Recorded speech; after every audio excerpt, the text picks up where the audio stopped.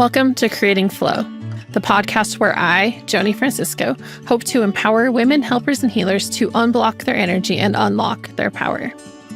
We are tackling the tough reality that many in the healing professions often sacrifice their well-being in pursuit of helping others. Not only do I think this is just plain wrong, it ends up draining their vitality and diminishing their ability to serve. I've experienced this struggle firsthand and emerged with the insights and the strategies to break this cycle. That's why each week we explore practical methods not only to replenish your energy, but also to cultivate abundance in your life. You'll gain actionable steps to fill your cup first, ensuring that you can overflow with energy and serve others without burning out. And on today's episode, we have a special guest, Jan Reed. And as a certified life mastery coach, she can help you design and manifest a life that's in harmony with your purpose.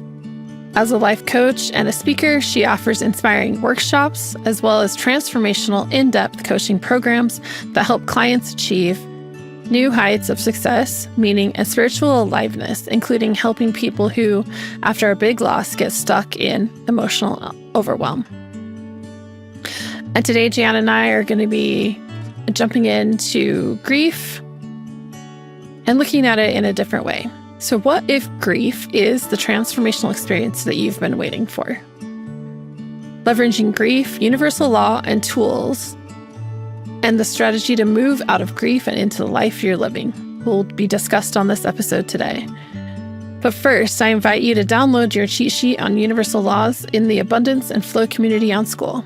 You will also find other free, awesome AF trainings where we are building a community of other helpers ready to have more abundance and flow in their lives. Let's journey together towards freedom in life, health, and business. The link to join is in the show notes, and I hope to see you there. I'd like to welcome Jan here today. We're going to dive into talking about grief and moving through it with universal law and many other strategies that we have too. Jan, she has so many interesting layers, and as you heard in the intro, and including being a student of the universal law. And we're really going to dive in on how you get to choose your own path through grief, and maybe some shocking tools and some things that will at first take your breath away, but as you adopt it and learn that you get to choose how you move through life, I think these strategies will help you think about how you can do it differently and how you can do it your way. Yeah. So welcome, Jan. I agree. Thank you. Yeah. Great to be here. Yeah. Well, the first thing too, sometimes grief and loss can be so many things, and you grieve over many things. But mine right now, it pertains to more like a loss of a life of somebody who you're close to or have been close to. And I did have that within month and a half. I lost my mother and my husband, and just that journey itself was an interesting one because I'd never had big losses like that in my life, not so sudden and so surprising. And sometimes that's what the shock is. And the first thing was, it was even harder because my husband took his life, and I found that really a hard thing to work through too. I was going through the what ifs and the sadness and the grief, and even dealing with it with my own children and grandchildren. So I really decided to do a little deep dive into what this is all about, because it was really hard staying in grief and sadness and being in that place so much. How did you climb out? How do you get out of that? And that was kind of the thing that I really was like, I can do this. And the one thing I looked at was, I can still be sad and grieving, but still find joy and happiness and even some peace in this world. And that was, and when I started changing how I thought about it, that, yeah, I'm going to be sad and I'm going to grieve for a while. I know that's part of the process. I'm human, and that side of me certainly was like that. But I was very fortunate that I found really great help. I found a couple life coaches who helped me through this, and some chaplains, even just in talking with my own daughter who found my husband, which was very traumatizing for her. But it's interesting. It's been over a year and a half, a little over a year now, and we're both doing pretty well. And I think helping ourselves through it, knowing what we know with coaching has made such a difference because, the first thing was shock. You're just in shock. You're going to be there. It's going to happen, especially when it's a big surprise like this, when it's an accident or sudden. And that was the part that denial. Yeah, I was in denial, not that he had passed, but that he had actually taken his life. So that's one of the things that you go through. It's just part of it. The pain of it, it was there, definitely, of course. Yeah. But I don't know. I found a way to lighten my life and still knowing that my husband was there and my mom for that matter. And just my belief in that has helped me a lot. So, yeah. Yeah, I think you moved through grief amazingly well. And, through the groups we're in and things, I was able to witness you move, through it in a way that I guess I would say empowered, right? Like you were empowered through the grief process. That's how I would describe the way you moved through it. And I'm just going to back up a tiny bit on grief for the listeners. And I loved how you mentioned a bit about how grief can be big or small, right? And I really think that we actually have moments of grief, most of us, throughout our life every day, right? And so that's why it's so important that we look at this. It's after loss, yes. We know if someone that's close to us, is now passed, we definitely have this loss, right? Or if they're like a huge thing, like a house fire, we have those things, but we have these incremental pieces of grief every day that can be big and weigh on us if we don't have a way to move through it, right? Absolutely. And yeah, and I'm sure a lot of people have heard of, the 7 steps of grief. And the important part about those steps is that we know that we don't go through them in order, right? They come and go. And we get to, again, choose. We get to make empowered choices how we want to feel even when we're in those stages. And so if we're able to, take on that observer lens a little bit, we can then have space, right, to make a different choice and to look at it that way. I think another really important thing about grief that people often don't understand is the piece about we're not just mourning that person, right? Or that instance. We're mourning the dreams and the hopes and this like the life that we had built around that. So if it's a life or if it's like your house burns down, things like that. Or if a lot of us are moving through life in this flight or fight or freeze kind of state, and we'll wake up 5 years later and be like, oh my gosh, where'd that time go? And so then I think we're mourning like disappointment, right? And that our life isn't where we thought it would be. And that can, like when you wake up like that, it can really be intense, right? Yes. Well, too, the one thing that I have learned, through my training and coaching is, I have this one section I do. It's called, like the dark night of the soul. And I've even done a little teaching on that prior to all this happening. And when you go through grief, I saw this, how do I want to put it? Eventually saw it as an opportunity because, during that time, it's all disorder, it's chaos. And it's usually seen as a negative. That's bad. It seems horrible. It's really bad. But then I also saw it as a journey. And, I didn't like sometimes what part of the journey I was in because it's really hard. But I thought, okay, another thing that I often say to myself is this too shall pass because I can't sit in that grief forever. It's not a happy place. Do I miss my mom and my husband? Yes, greatly. And some days I'm just like, well, where are you, hon? I really need you to fix the smoke detector. Little things like that just he used to do. And now I'm able to do them. And I had to work my way through that. And so I started seeing it as a journey.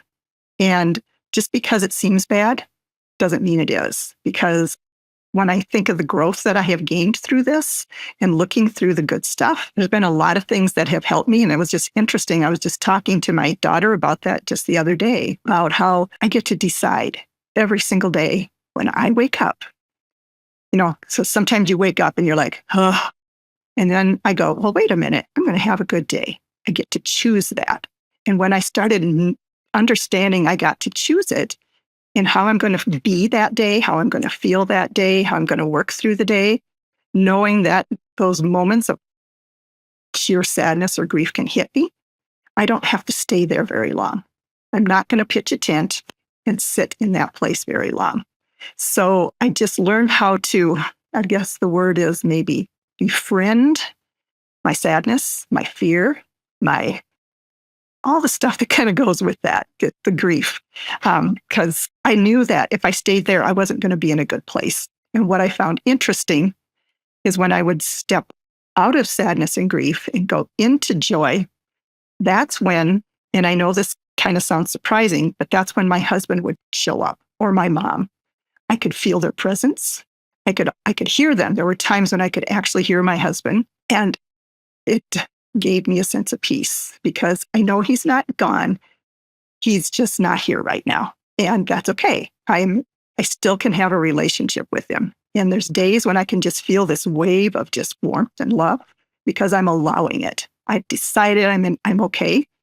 And he lets me know, he keeps telling me I'm safe and I'm protected and that I need to keep moving on.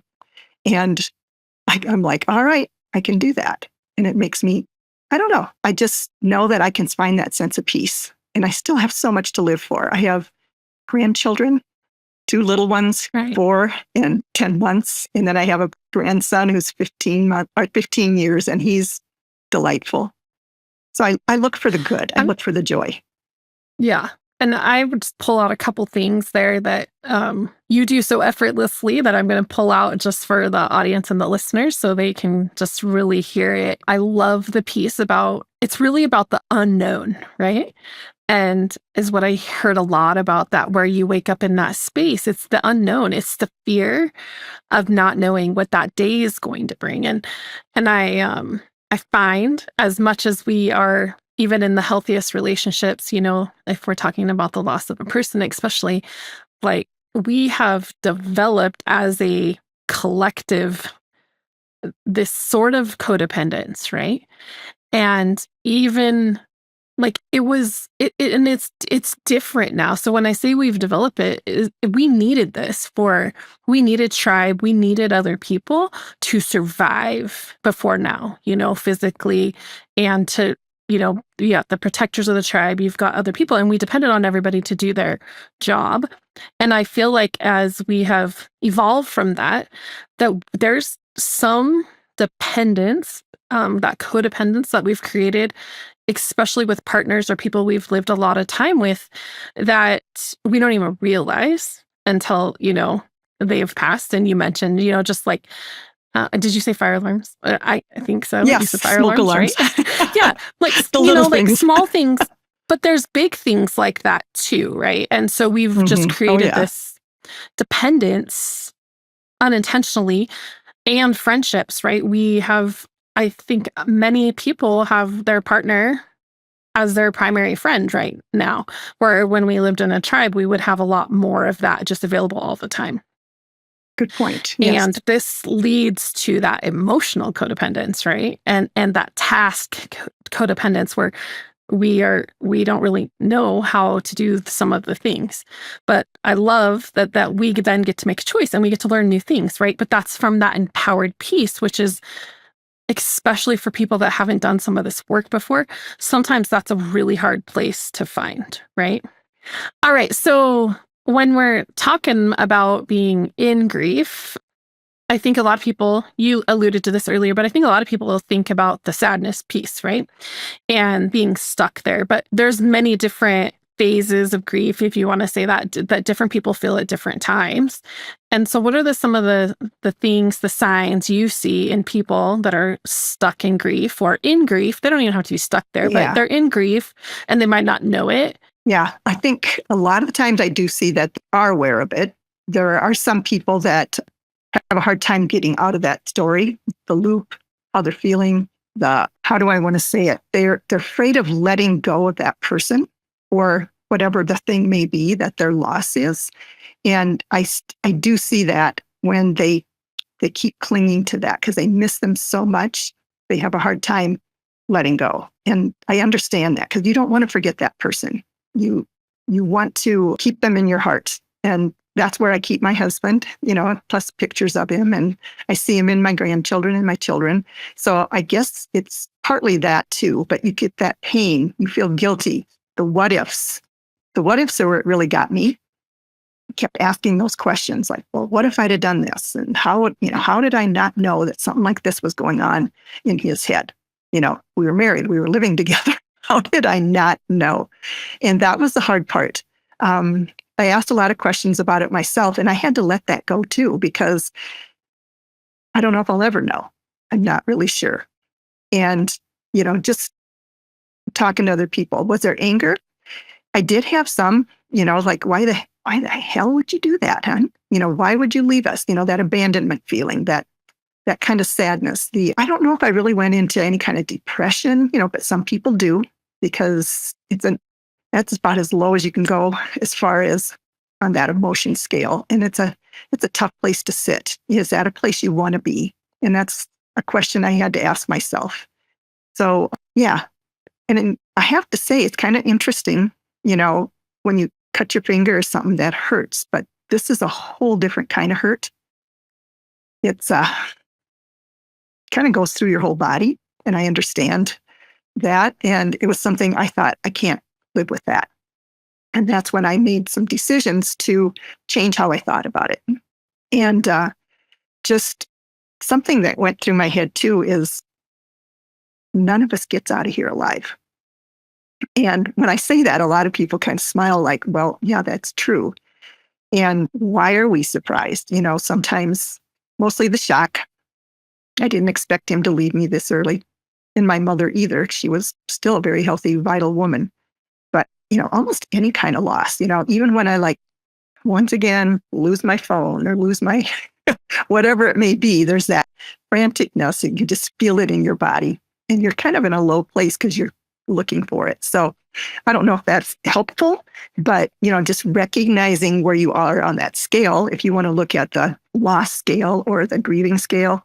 I didn't think about it too much when I was going through it, but I was aware that I probably hit on every single one of them. The one that brought me the greatest relief was accepting it and knowing that this was my new, could live that kind of life. I was okay with it. And some people than others, but it was a choice I made every single day. Like I said, I just was like, I have to, I don't want to live with that pain, that grief, that anger, that sadness. So it was a choice. And I don't know if that's helpful or not, but that helped me.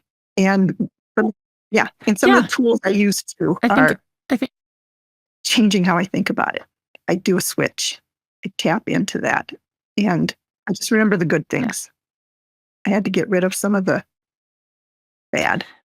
Yeah. And I think people just getting that clear for what that means. Like I see people in anger a lot, right? Again, they're angry at the loss of a person, but anger happens with, I think that's an underlying piece of grief to know if we have some grief building up when we're not talking about loss, right? Or little losses along the way, or little things we're grieving as we shift beliefs, even as we're doing healing journey work, right? Like we have to grieve our old life and the life we thought we would have. And I think anger often pops up.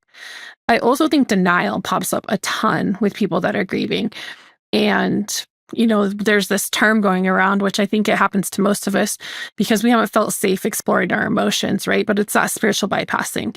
And so either we won't give ourselves the permission to feel, right? So we don't feel it very deeply.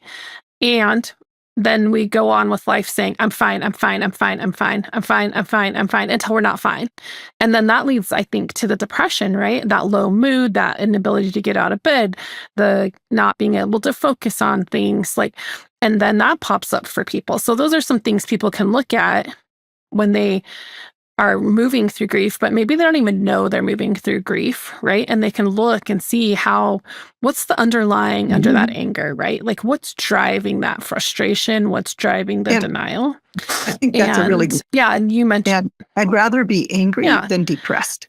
If you're looking at the scale, the emotional scale, depression is about as low as you can go, and anger is higher up on that scale. So that might be seeing that as a good thing, that you're moving up that emotional ladder, if you want to call it that, and moving towards acceptance and gaining that love and joy as you move through that. It's part of the journey. And if you see it as a journey, and that's what I chose to do, it made a lot of difference for me.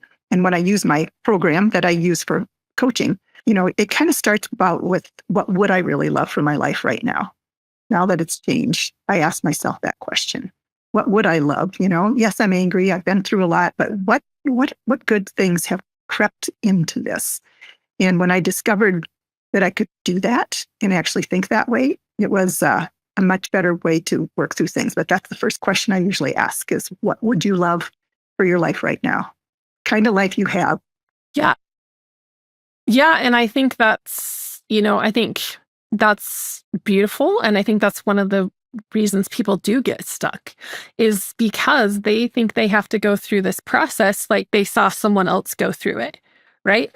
And they don't give themselves permission to do it the way they want to or the way that feels good for them. And also like on how people get stuck, it's really like, I think they'll just recap for people, it's not feeling the feelings, right? So not giving yourself permission to feel the feelings, feeling and acting how other people think you should.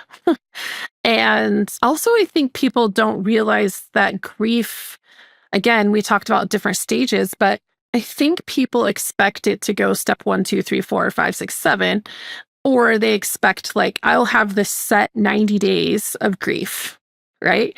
And grief really comes and goes. It's not like 90 days and you're out of it, right? I mean, there's things that get better and easier with time, but I feel like if you can give yourself permission to have those waves, maybe even for years, and to feel them, right? It's really the permission to not resist what you're feeling and to actually feel it really deeply and then make it, then you have a choice, right? Because you're able to get clarity on what's happening. I think too, how we view death is also the hard part, because like I said before, we see it as this person being gone. They're not there physically. But when you kind of go back to that other piece there, I used to, dread the thought of that, but I see death now as beautiful. It's something that can be good. And it doesn't have to be bad. And you're back with source. You're back with love and all those wonderful things. And that's what I have gotten from my few visits from my husband is, and people might go, what do you mean? Because I know not everybody understands that. But, I'm just going to tell a real quick story here that my garage door wouldn't go down shortly after my husband had passed. And I was like, oh, gee, I wish Nick was here so I could do it. So I managed to get it down. That night I went to bed. And as I was laying in bed, I thought, okay, tomorrow I got to ask this guy to help me with the garage door. So I woke up in the morning and my first thought was, that dang garage door, I want to be able to get that to go down. And all of a sudden, that's when I felt this huge wave of love. And this voice came, and it wasn't me. And it said, check the sensors. And it sounded just like my husband. I knew it was him. I could feel him. And I just started laughing because I thought, well, here you are, still fixing everything and taking care of me. And it gave me such a sense of peace to know that he was still there. And that was because at that time I must have been in a high vibration, and I do talk about that. Just being in a good place helps you have a better connection with someone who's passed. And it's very reassuring and lovely.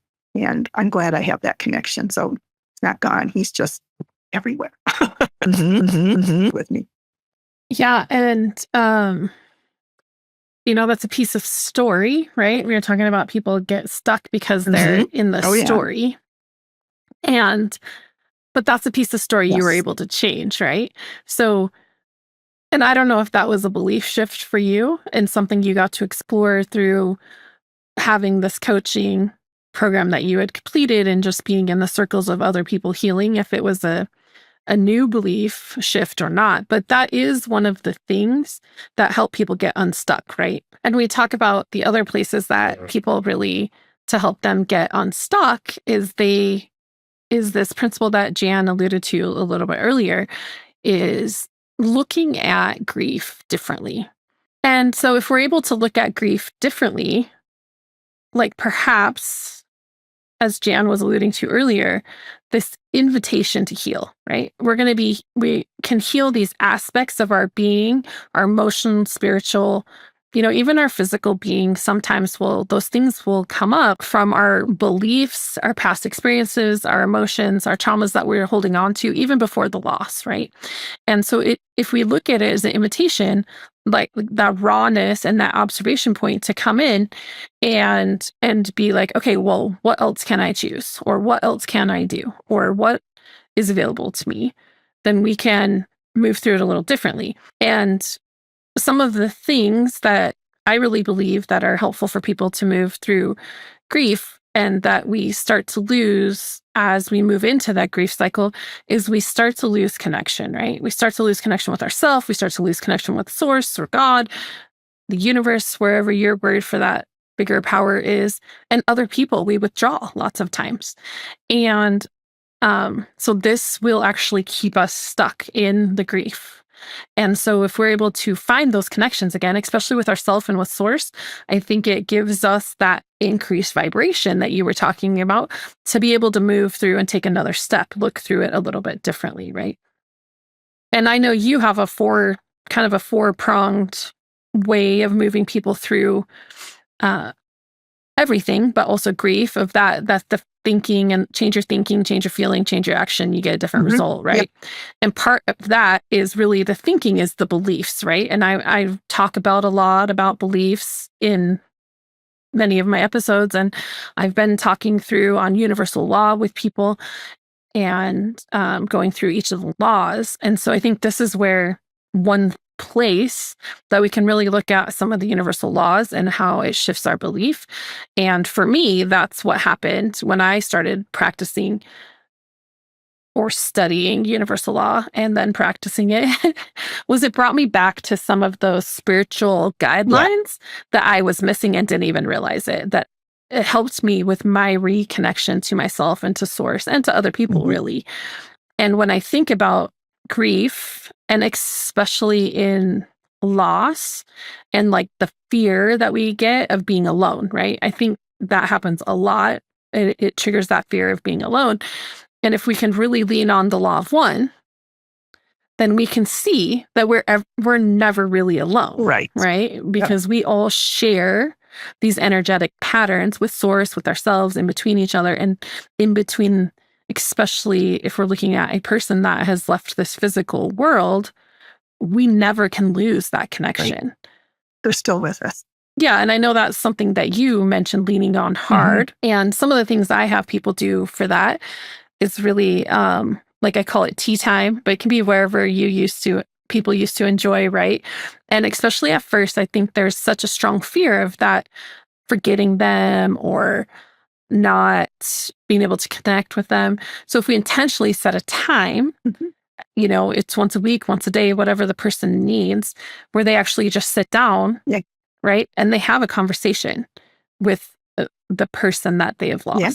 I think that really helps bring them into connection. I agree, because I have found that does help. And also, just finding someone who is willing to listen is also a big piece of that, and maybe helping you guide you through those steps that you're going through. Because, I remember someone saying they're not coming back. And I was like, yeah, sometimes you might know that, but inside you don't believe it. And when you get to that point where it's like, okay, now what? What's my next step? And I think it's just being open to that, learning to just really love who you are and discovering who you are. I think that plays a big role in this too, because if there's anything that's come from this is the discovery for me about how strong I really am. And I have to say, I don't like sitting in a victim role. And sometimes I felt like that victim, especially when people would look at me with that look of, "For you?" Because, there were times when I felt that way, but I I had to get through that. Yeah, for me. Look at what happened. But I couldn't stay there forever either. And it's just knowing that. So the tool that I would use is, like I said, what do I not want and what do I want? What am I longing for now? What am I discontented about in this position? And when you know what you don't want, it helps you determine what you do want. And that's the one thing that really helped me too, is what do I want now? What do I want in my life? Who do I want to be? Who do I get to be? What's next for me? Just asking those questions, looking at possibilities, and still finding ways to keep the memory going, celebrating my mom, celebrating my husband. I think a lot of that helps too. But I think the one thing I said one time is, I'm celebrating my husband's life by continuing to live my own. And when I said that to myself, it felt really good. And other people have even said something to me about that. I had posted it on my Facebook page and I just said that and they're like, "Oh my gosh, I never thought of it that way." And I thought, yeah, if I stop living, if I stop doing what I would love, then I'm kind of in the same place he is. I'm not moving on. I'm not moving forward. I'm done. And I don't want to be there. Yeah. There's a lot of Yeah. Yeah. And that, if we bring this back to universal law, that's, it's really cause and effect, Absolutely. right? And the 100% responsibility. Mhm. And so once we can see that, and if we can learn this before grief, it would be even better, right? Sometimes it really helps us hit home on that empowerment piece of being able to take 100% responsibility for our life and every parts of our life. I know you as a life coach and as how I work, we really want our clients to have the things they want in all the different areas, right? We want them to have relationships, financial, like emotional freedom. We want them to experience the joy, the pleasure, do the things that they want to do, have the career that they want to have.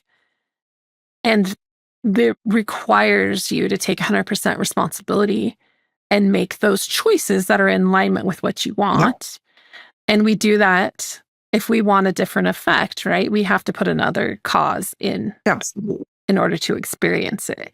And so I did a whole episode on that. So if anybody's interested, you can go back and check out the law of cause and effect as well and really dive into that to see how you can leverage that to move through anything, but to also move through grief, but also just to get a different effect, have your life look different, because you are 100% responsible for what you're seeing outside in your life. And sometimes that's hard to swallow, right?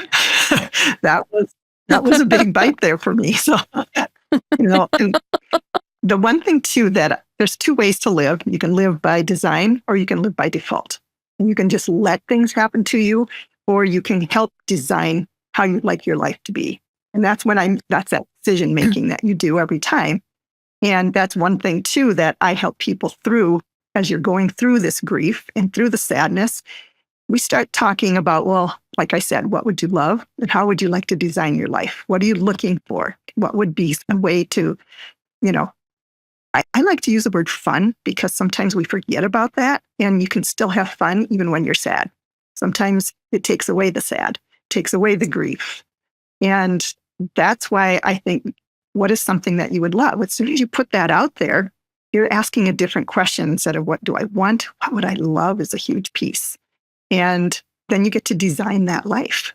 You get to do that. And once you know what you want, then the rest will start falling into place. And there's some steps that we can take as I work through my own program that have really helped some of my clients who have gone through this journey also.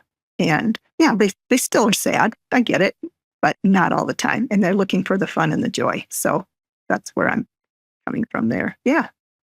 It's a lot of that permission piece, right? Again, it's like permission to do it your way, permission to have the life you want, even though XYZ has happened. And whether we're in grief or a different kind of emotion, giving ourselves permission to feel, like really feel it, giving ourselves permission to then also not stay in that feeling. So, like, often what I see with clients, if we give ourselves permission and have someone that holds space for you, a coach or a loved one, like you're Mhm. mentioning, you can really get what's underneath of why you're feeling that, Mhm. right? And underneath a lot of feelings is a belief. Again, talking about belief shifting. And I think a lot of times people are feeling things because that's the way they've just seen it done before. And then they take that on as a constructed belief, right? I find this a lot in people that are in like breakups, right?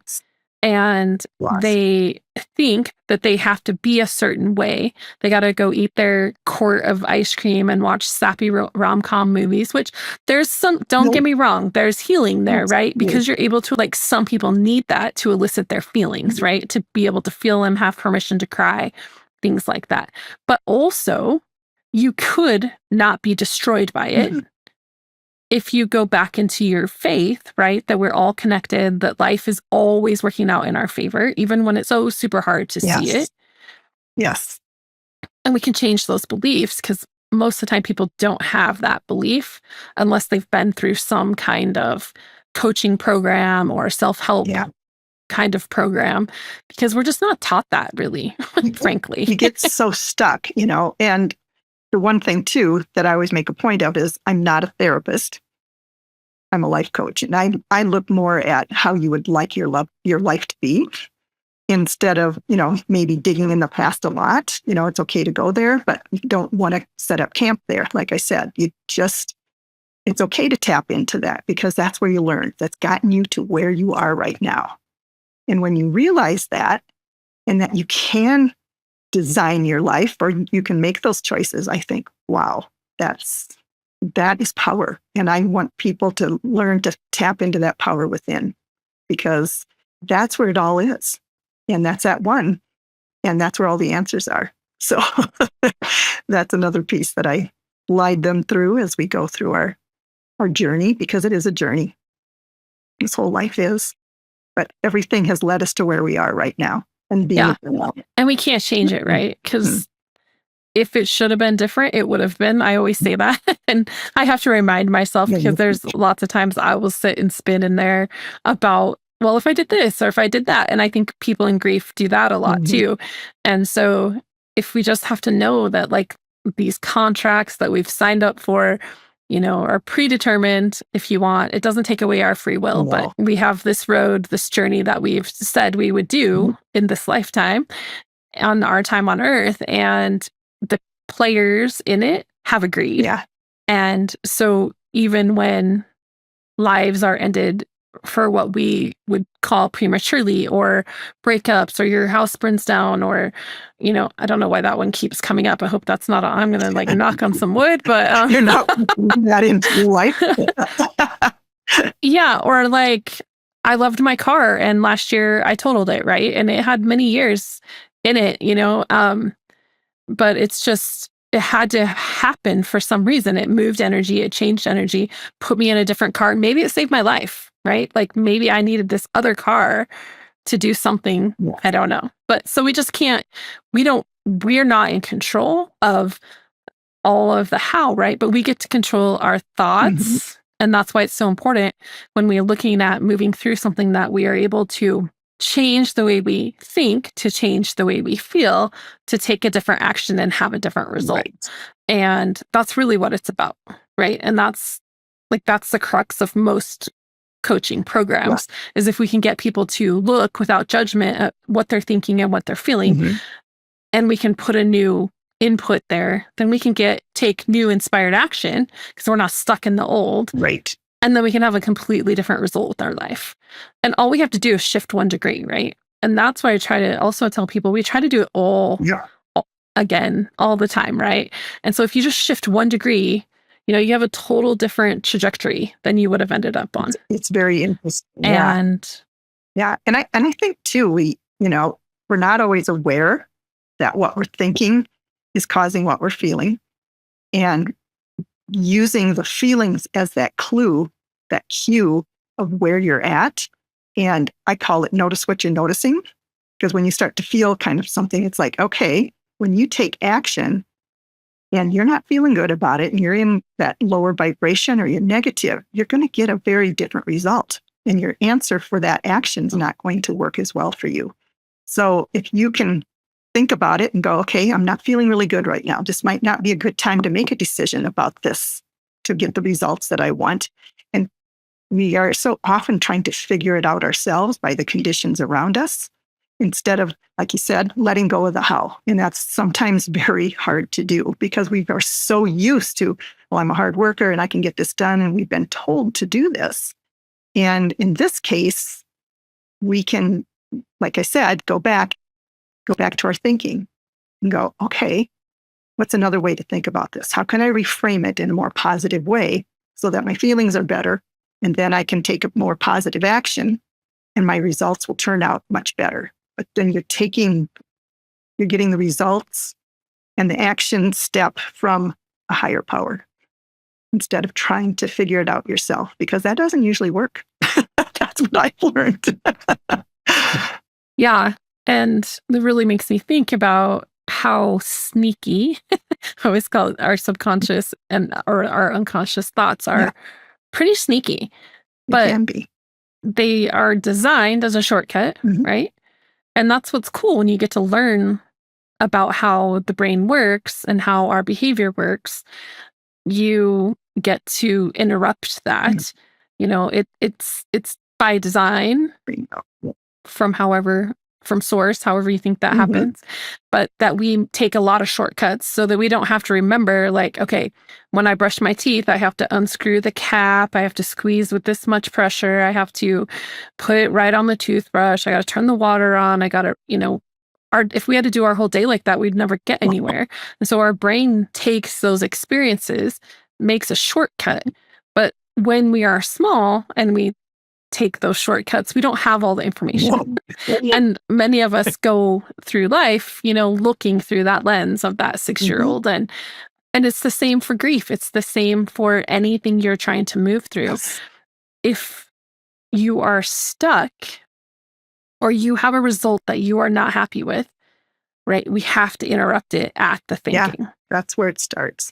And knowing that can make all the difference, because if you don't like your results, go right back to that thinking and change.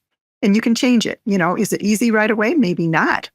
But sometimes thinking in another direction or even thinking something more positive about anything can help you with that feeling so you can take a better action. And it can be a tough lesson.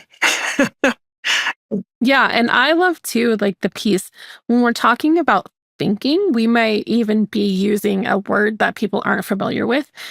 As I know you do this as well, but we connect in. Like if you can connect into source when you are thinking, right? Instead of your ego, which is where those unconscious thoughts and those beliefs that are trying to keep us safe, really. I mean, there's reason for them, right? It's really just to keep us safe. But safe from what, really? And that's fear, and that's unknown, and that is looking like a fool, that is not belonging. That's what ego keeps us safe from, when in reality, it's keeping us very uncomfortable. And so if you even redefine what thinking means, that's going to help a lot, because if we have to first observe, and from a place of non-judgment and no shame, no guilt, and just be like, oh, this is where I am. And you said that. You said drop in and be able to then incorporate a new belief. And that's what we mean by thinking, is that we're able to drop in, remember we wanted that new belief because we wanted that new result. Right. And then we can feel differently, and then we can take a different action and have a different result. So, yeah. Where was it? I can't even remember where I heard it, but a belief is a thought you keep thinking. And so if it keeps running that same thought, you're going to have that same belief, and it's changing those beliefs by changing your thinking too. And when I heard that, I was like, oh, well, that makes sense. Now I get it. It really made a lot of sense to me that if I keep believing this and I keep thinking that way, then I'm going to keep getting the same results. I thought that was interesting. Yeah. And all of this requires us to be in a space that we're in that, rest and digest space. We can't be looking at this in that fight or flight. And so it's really giving yourself permission to slow Mm-hmm. down, right? And to be the observer, scheduling time to work through this, whether you're doing it Mm-hmm. alone, do it yourself program, or you're listening to podcasts or reading books, or if you get a coach that can kind of help you speed it up because they've been through it before. Mm-hmm. They've seen other clients like you, and they have, most of them, been through it themselves. Yes. And so they can help not only be an observer, because that's a really hard job to do when we're in our own thinking. Yes. And so they can help see where you're stuck, and they can help you really have a new perspective on where it's at, and then help you work through that piece so that you can change your mindset. Yes. And I think that's where having a coach can really come in and be I helpful agree. in a Yeah. place where you're Well, stuck. just to, asking the right questions so that they're tapping into that part of themselves, that they're getting the answers. I'm not giving them the answers, but they're getting the answers. And I'm like, okay, that's where the difference is. And sometimes you see that aha moment. I was just working with a client this morning, and she was talking about something, and I just asked her a question, kind of turned things around. And she just went, oh, it was like she found her own answer. And when she repeated back to me what she got from it, I was like, bingo, that's what I look for, is people to own it, tap into that one. Yeah. And that's the beauty of it. And it, even when I was a elementary teacher, it was those aha moments that made teaching so fun. And it works the same way with coaching. It's like, wow, look what you discovered. Look what you get to do. Look at the tools you have to move in the direction you always want to go.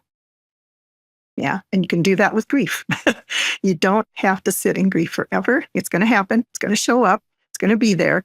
But now you know how to handle it. You know how to take care of that. And I think that's what's helped me and saved me to get through something that seemed like one of the worst things that had ever happened in my life. And I had to just turn that around and think about it differently. And I agree. I think it's how you think about it and noticing it and tapping into the power within. And that's what I get to help people do, because the answer's within them. It really is. They just have to know that and open up to it. Because when you were talking about fight or flight, as soon as you do that, that shuts off everything. That prefrontal cortex just goes. And so you're not going to make great decisions other than to run or, freeze or fight. And that's not always a good action. At least that's what I've discovered. So. Right. Yeah. It's one of those evolution things, like I was talking about before, about the codependency, Yes. right? Like, it is so necessary when we need it, but we have evolved to where we're not being chased by tigers most of the time. Yet most of the time we think we are, because it's our belief system has changed, and we've adopted all of these beliefs that are not very regulating for our nervous system. Yes. And I think that control is a big one, right? Like, oh, if I just put on my big girl panties, I can move through this, when that's not always the case. No. Because there's pieces of letting happen and space that needs to be held, and tools and strategies that will really help people through and actually heal, instead of just being stuck to deal with it at a different time. Yeah. And I think we see that a lot collectively. We see people just break down, right? And those are the people that didn't have the tools, didn't have the resources, didn't have the space, and didn't give themselves permission to look at this in a different way. So if I were to leave people with anything, I would really say it's that empowerment piece, right? You are 100% responsible for your life, and that starts with how you think and how you feel. And even in the worst times, the times we think are the very worst, that is when it's important that we lean on these strategies. And again, kind of back to universal law, like, it is both and universe. It's not either or. And so we can have two things happening within moments of each other. We can be in a fit of laughter over something and in the next second be in complete and utter despair. And we can feel both those things, but we get to choose where we want to stay. And I think Jan does this beautifully, and she knows how to move people through that so seamlessly, really, by connecting, she says, to your own intuition, but it's also her intuition and source, right? Like all of those things have to come together and move people through in a session. And so if you're really interested in diving deeper into this, you can check the show notes for the link, and you can get on her calendar for a complimentary free consultation. And see if you're a good fit to work together through wherever you're stuck. And especially, she's bringing a lot of insight into that grief and loss spectrum, but she does across the lifespan. And that's important to her as well, as really see that. I use the word balance for lack of a better term, but it's being able to identify all the aspects of your life and where you want to be in them, and being able to have that fun and joy and pleasure, and not be stuck in the things that are not bringing that to you. Absolutely. Thank you. So thanks so much, Jan. I appreciated the conversation and such great tips for people. And for the listeners, again, I've mentioned this before, as this is still part of the Universal Law series. I just cannot bring to you how diving into Universal Law for me really brought back my connection and was enabled for me to reconnect spiritually with myself and with Source. And it also just really gave me permission in a new way of thinking. And that really allowed me to show up in my life and my business in a different way. I was able to expand my thoughts on what I believe to be true and opened up the space of what else is available. And I think Jan and I have really covered that on grief for you today, and just really believe that that's true for everyone. And it is available, to everyone too. It is. And I know this is why Jan's a forever student and I'm a forever student, is learning these tips and tools and strategies, whether we get them downloaded because we're connected spiritually, or if we're learning them from other people that have done the same before us. But we get to heal our bodies, we get to heal our businesses, we get to heal our lives. And this includes, the relationships. And that's why I really want to bring to you listeners. And I really just want you to know that there are people in your court holding space for you, and that you get to really have the life that you want. So I really, really appreciate, I say it every week, but I do, of you taking the time to listen. And I am cheering you on 100% as you take action in reclaiming your energy. So much love and light to you until next week. So amazing. You've reached the end of another episode of Creating Flow, and I want you to know I appreciate your presence, and to remind you, knowledge is powerful, but taking action is transformative. I invite you to take the next step to activate your full potential today by scheduling a complimentary 15-minute session with me. A no-obligation chat to identify the messages your body is sending you, and how I can not only help you understand these messages, but teach you how to heal your body in order to have an abundance of health and energy in your life and business. Visit the link in the show notes to book a call, and I'll see you next week.